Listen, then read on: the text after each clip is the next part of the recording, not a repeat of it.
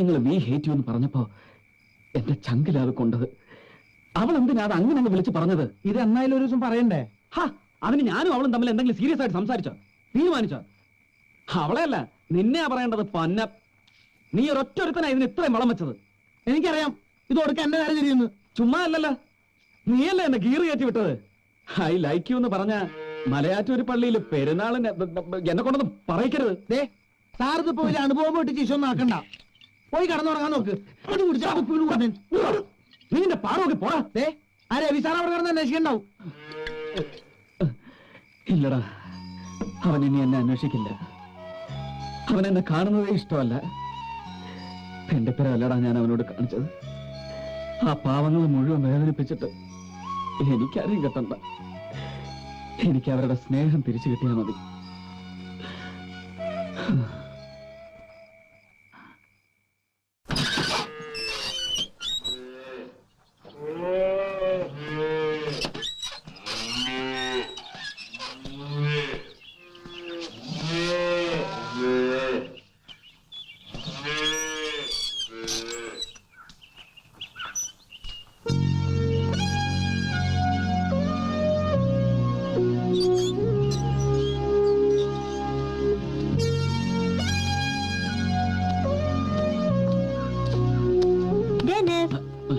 Rice and shine ബത്ലഹേമിലെ കാലിത്തൊഴുത്തിലാണ് Jesus പറഞ്ഞതെന്നറിയാം. ബത്ലഹേം ഡെന്നിസും കാലിത്തൊഴുത്തിലാണ് പറഞ്ഞതെന്ന് അറിഞ്ഞില്ല. നിന്റെ ഈ തറ വളിപ്പടി ഉണ്ടല്ലോ, നേരവും കാലവും നോക്കാതെ എഴുന്നള്ളിക്കുന്ന തമാശ, അതിന് കിട്ടണം പെടാ. നിനക്കൊരു ചീപ്പ് ജോക്കാണ് ജീവിതം. അത് അത് മറ്റുള്ളവരെ എത്രമാത്രം വേദനിപ്പിക്കുന്നുണ്ടെന്നുള്ളത് നിനക്കറിയോ? ഡെന്നിസ് എന്തിനാ എങ്ങനെ ഷൗട്ട് ചെയ്യുന്നേ? ദേ, ഞാൻ ഇന്ന് വരെ ഒരു പെണ്ണിനെ കൈ നീട്ടി അടിച്ചിട്ടില്ല. അതെന്നുണ്ടാവും. ഡെന്നിസ് ഏതാ ആ കൈയൊണ്ടൊക്കെ എന്നെ തല്ലിയാ ഞാൻ ചത്തുപോകും. വീണ്ടും തുടങ്ങി തമാശ. ഡെന്നിസ് പുറത്തേക്ക് വരൂ, നമുക്കൊരു മോർണിംഗ് വാക്ക് ആവാം. ചുമ്മാ കുറച്ച് നടക്കാനേ. നിന്റെ കൂടെ നിനക്ക് എന്താ ഭ്രാന്തോ? നമ്മൾ തമ്മിൽ എന്ത് ബന്ധമാണുള്ളത്? ഇനി അഥവാ നമ്മുടെ മനസ്സിൽ എന്തെങ്കിലും ഉണ്ടെങ്കിൽ തന്നെ. എന്റെ മനസ്സിലൊന്നുമില്ല. അപ്പൊ പിന്നെ എന്നെയാണ് നീ വിവാഹം? കള്ളം പറഞ്ഞതാണ്. ഞാൻ ഡെന്നിസിനെ വിവാഹം കഴിക്കാൻ പോകുന്നില്ല. ഞാൻ ആരെയും വിവാഹം കഴിക്കില്ല. Ami, what's wrong with you? Dennis വരൂ.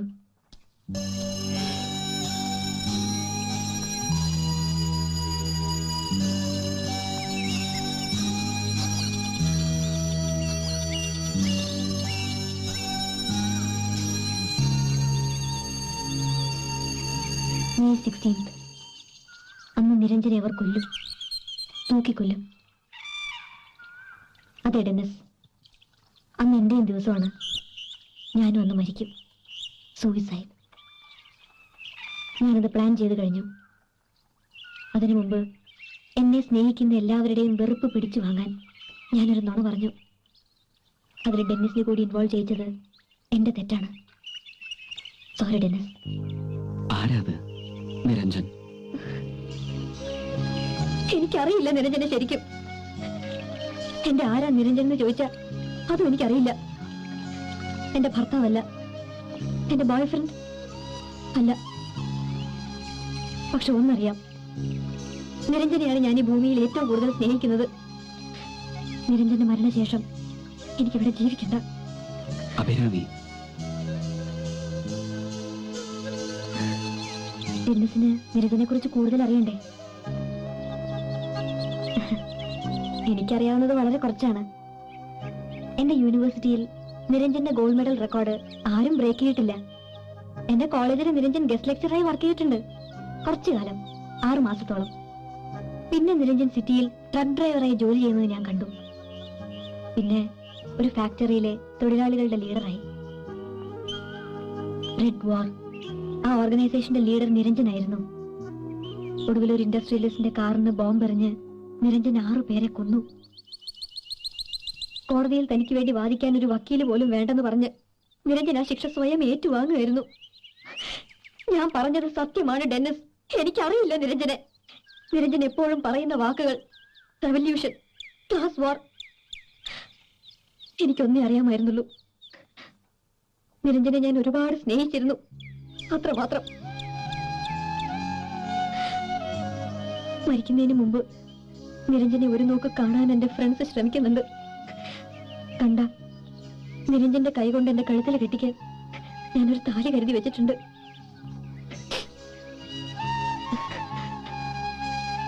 ഡെന്നിസ് നിന്നോട് എന്താ തോന്നുന്നത്? വെറുപ്പോ അതോ?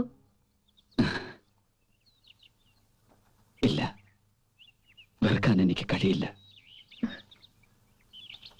എന്നെ മനസ്സിലാക്കാൻ ഡെന്നിസിന് മാത്രമേ കഴിയൂ.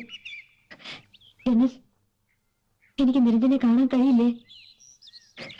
കഴിയും. ഞാനും ഒരു ആമയുടെ കൂടെ ആ ചടങ്ങിന് സാക്ഷിയാവാൻ. Sure Dennis? ഡെന്നിസ് എന്റെ കൂടെ ഉണ്ടാവോ? പക്ഷെ നിരഞ്ജന കാണുന്നത് വരെ ആമി ഒരു സൂയിസൈഡിനെ കുറിച്ച് ചിന്തിക്കുക പോലും അരുത്. അതിന് ആമി എനിക്ക് വാക്ക് തരണം.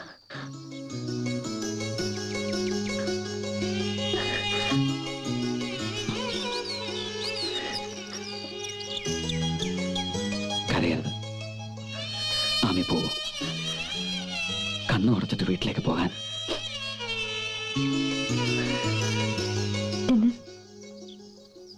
ആരും ഒന്നും അറിയരുത്. അറിഞ്ഞ മെയ് 16 വരെ ഞാൻ കാത്തു നിൽക്കില്ല.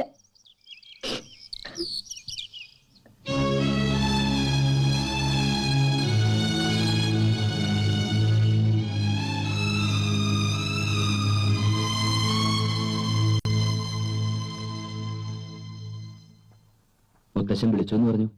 കളിയും ചെറിയും നടന്നൊരു വെക്കേഷൻ. അതിന്റെ കൂടെ ഒരു മോഹം. അത് നിന്റെ വിവാഹമായിരുന്നു.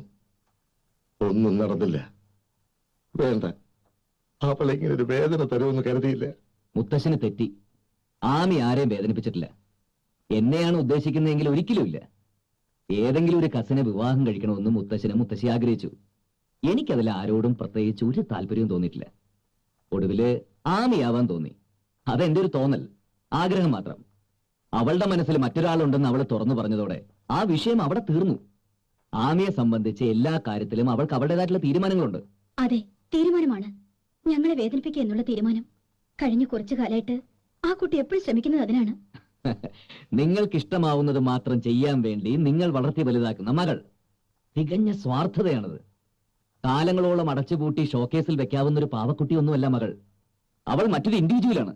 അവളുടെ ജീവിതം ഇപ്പൊ അവളാണ് അതിന്റെ ഉടമസ്ഥ. അവളുടെ ഇഷ്ടങ്ങളെ, തീരുമാനങ്ങളെ ഒക്കെ കുറച്ചുകൂടി ലിബറലായിട്ട് കാണുക. കുട്ടിക്കാലത്തും വളർന്നതിന് ശേഷവും ജീനിയസ് എന്ന് മനസ്സിൽ കരുതി ഞാൻ ആരാധിച്ചിരുന്ന ബാലമാമയോടാണ് ഈ പുരോഗമന പ്രസംഗമൊക്കെ നടത്തുന്നത്. ബാലമാമയ്ക്ക് ഇതെന്ത് പറ്റി ഇങ്ങനെ തളരാൻ? അറിവിനും പാണ്ഡിത്യത്തിനൊന്നും ഒരച്ഛന്റെ മനസ്സിനെ ജയിക്കാൻ കഴിയില്ല രവി. ഒരു പെർസ്പെക്റ്റീവ് ചേഞ്ച്, ഞാനതേ പറയുന്നുള്ളൂ. കാര്യങ്ങളെ നമുക്ക് വേറൊരു ആംഗിളിൽ കാണാം. നമുക്ക് ആമിയുടെ കൂടെ ഒന്ന് ചിന്തിക്കാം. എന്താ അവൾ ആഗ്രഹിച്ചത്? അതിലെന്താ ഒരു തെറ്റ്? അവളുടെ നന്മയും സന്തോഷവും ഒക്കെയാണ് നമ്മൾ ആഗ്രഹിക്കുന്നതെങ്കിൽ നമുക്കതൊക്കെ നടത്തിക്കൊടുത്തൂടെ? എന്താ രവി പറയുന്നത്? വളരെയധികം ആലോചിച്ച ശേഷമാണ് ഞാൻ ഈ പറയുന്നത്. മറ്റെല്ലാം മറക്കാൻ തയ്യാറായാലും വാട്ട് ഈസ് ഹി? എന്താണ് അയാളുടെ യോഗ്യത? എന്നേക്കാൾ എന്തുകൊണ്ടും എല്ലാം കൊണ്ടും അവൻ മുന്നിലാണ്. സുഹൃത്തിനെ ഗ്ലോറിഫൈ ചെയ്യാൻ നീ പറയുന്ന നല്ല വാക്കുകൾ. അല്ല മുത്തശ്ശ, സത്യം. ഞാൻ ഇതുവരെ ഒരു നുണയിൽ ജീവിക്കുകയായിരുന്നു. അവന്റെ ഔദാര്യം കൊണ്ട് കെട്ടിപ്പൊക്കിയ ഒരു ഫാൾസ് ഇമേജ്. നിങ്ങളുടെ എല്ലാം മുന്നിൽ തലയുയർത്തി പിടിച്ചു നിൽക്കാൻ അവൻ എന്നെ ഈ ഫാം ഹൗസിന്റെ പാർട്ട്ണറാക്കി. എനിക്കിതിലൊരു അവകാശമില്ല. ഇതെല്ലാം ഡെന്നീസിന്റെയാ. കഴിഞ്ഞ 2.5 വർഷം കൊണ്ട് ഞാൻ നേടിയെടുത്തത് ലക്ഷങ്ങളുടെ കടവും പുല്ലുപോലും മുളയ്ക്കാത്തൊരു കുന്നിഞ്ചിരുവ. ഒരവധിക്കാലം മുഴുവൻ ഞാൻ അനാഥനല്ലാതാകുന്നു എന്ന് പറഞ്ഞ് തുള്ളിച്ചാടിയവൻ. നിങ്ങളുടെ വരവിനായി ഈ വീട് മൂടികൂട്ടിയവൻ. ഒന്നും ആരോടും പറയാതെ, ഒരു ലാഭവും പ്രതീക്ഷിക്കാതെ ഇപ്പൊ പുറത്ത് ഔട്ട് ഹൗസിൽ തന്റെ ജോലിക്കാരനോടൊപ്പം താമസിക്കുന്നവൻ. അവൻ എന്നെക്കാളും എന്തുകൊണ്ട് മുന്നിൽ തന്നെയല്ലേ? എന്തിനാണ് രവി നീ? എന്റെ തെറ്റാണ്. പക്ഷെ എനിക്കിപ്പോ തോന്നുന്നു അതാണല്ലോ ഇത്രയും വലിയൊരു നന്മയുണ്ടാവാൻ കാരണമായത്. ആമിക്ക് ഡെന്നീസിനെ കിട്ടിയില്ലേ? നമുക്കിതങ്ങ് നടത്താം. അവർ ഈ ലോകത്തിലെ ഏറ്റവും ഭാഗ്യവാന്മാരായ ഭാര്യയും ഭർത്താവുമാവും. നമുക്ക് നമ്മുടെ ആമിയെ തിരിച്ചു കിട്ടും. എല്ലാം എല്ലാം പഴയ പോലെ ആവും. പ്ലീസ്. ബാലനാണ് തീരുമാനിക്കേണ്ടത്. ഞാൻ എന്തിനും തയ്യാറാണ്. എന്റെ മകളുടെ നന്മയ്ക്ക് വേണ്ടി എന്തിനും. എന്നാ പിന്നെ കൂടുതലൊന്നും ആലോചിക്കാനില്ല. ഒരു കണക്കിന് രവി പറഞ്ഞു തന്നെയാണ് സത്യം. ആ കുട്ടികൾ സന്തോഷമായിട്ട് ജീവിക്കും.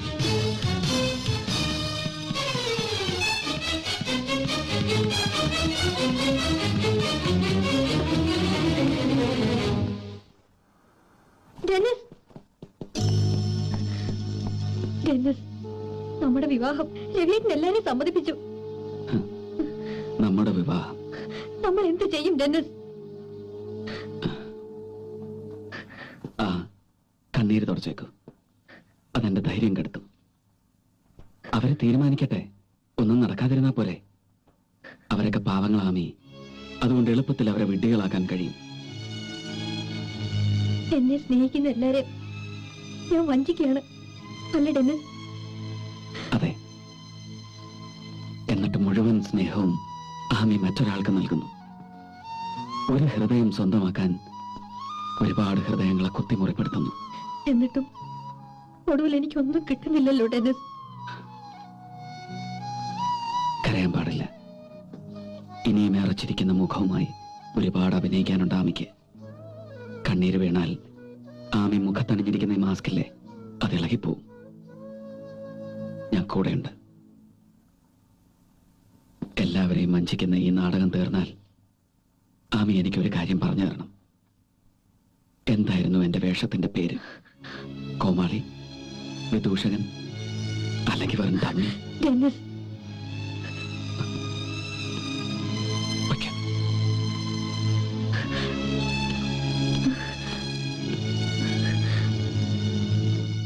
നിരഞ്ജനെ ഞാൻ കണ്ടിട്ടേ ഇല്ലായിരുന്നെങ്കിൽ ഡെന്നിസ്, ഞാൻ നിങ്ങളെ മാത്രമേ സ്നേഹിക്കുമായിരുന്നുള്ളൂ. അത്രയ്ക്ക് നല്ലവരാണ് നിങ്ങൾ. എന്താടി അതിനിടയ്ക്ക് റൊമാൻസിനും എത്തി അല്ലേ? ഓ,